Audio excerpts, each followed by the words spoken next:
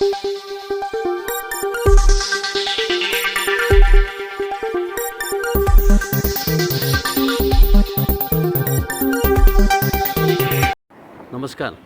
Asian news चॅनलमध्ये आपले स्वागत आहे। बागलाण तालुक्यातील दरेगाव येथील रोशन देवराव पवार यांनी नुकत्याच घेण्यात आलेल्या महाराष्ट्र लोकसेवा आयोगाच्या परीक्षेमध्ये 7व्या क्रमांकाने उत्तीर्ण होत न्यायाधीश पदाला गवसणी घातले आहे। रोशन यांचे प्राथमिक शिक्षण बागलाण तालुक्यातील दरेगाव ताहराबाद येथे तर माध्यमिक शिक्षण निफाड तालुक्यातील भाऊसाहेब नगर येथे झाले। मविप्र संस्थेच्या सटाणा महाविद्यालयामध्ये BAची पदवी पूर्ण केल्यानंतर LLB आणि LLM तसेच DCL यशवंतराव चव्हाण मुक्त विद्यापीठ नवलमय फिरोदिया फर्ग्युसन महाविद्यालय पुणे येथे पूर्ण केले।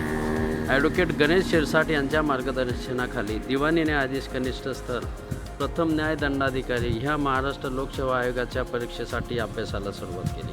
नुकताच न्यायाधीश पदाचा निकाल लागला असता रोशन यांना 250 पैकी 162 गुण मिळाले आहेत। महाराष्ट्रामध्ये 7व्या क्रमांकाने उत्तीर्ण होत रोशन पवार यांनी न्यायाधीश पदाला गवसणी घातली आहे। निकाल लागल्यानंतर ताहराबाद दरेगाव येथे न्यायाधीश रोशन यांचे आगमन होताच कुटुंबियांकडून पूजन करून त्यांना पेढे भरवण्यात आले।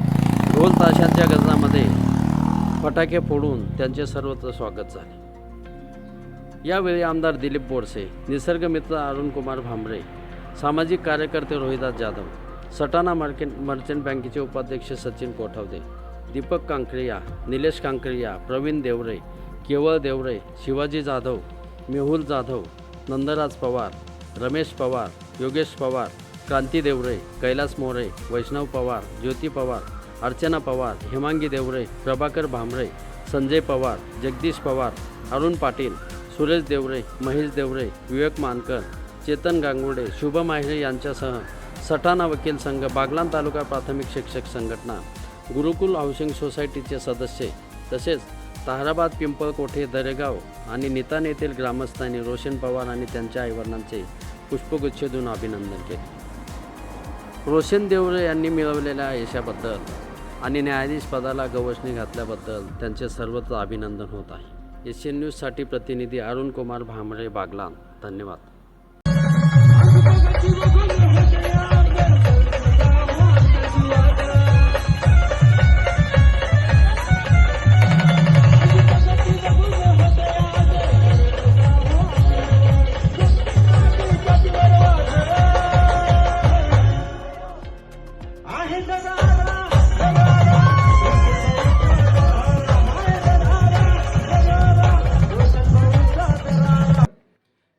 आत्ताच 6 तारखेला माझा आत्ता इंटरव्ह्यू झाला आणि 10 तारखेला निकाल लागला महाराष्ट्र लोकसेवा आयोगाचा।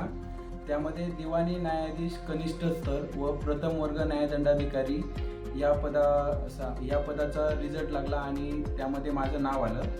त्याबद्दल मला ज्यांनी सपोर्ट केला ते माझे आईवडील, त्यानंतर माझ्या आजूबाजूचे जे हितचिंतक होते, माझे भाऊ बहीण, तसेच माझे आजपर्यंत ज्यांनी मार्गदर्शन केलं असे माझे गुरुवर्य आदरणीय गणेश शिरसाट सर, या सगळ्यांचं मी आभार मानतो।